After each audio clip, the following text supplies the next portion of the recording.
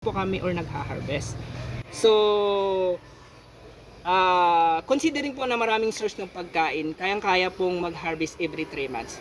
So, in 3 months, kayang-kaya nyo pong punuin ito. Yung isang box. So, nag-average po ito ng 285 ml.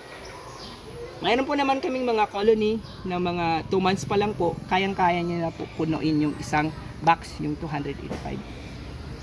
Depende po sa source ng pagkain. Kaya yung sinabi ko kanina na sa pag-beekeeping, i-consider po talaga natin yung source ng pagkain. Okay.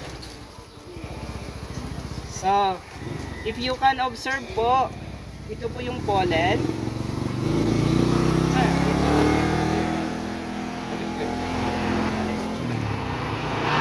Yung bitahan po namin ng pollen na 5 pesos po yung isang capsule, yung isang ganito.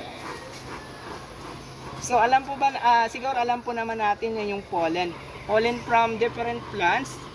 Complete po siya sa vitamins complete po siya sa vitamin B complex B1 hanggang sa kung ano pang vitamins yan basta B complex.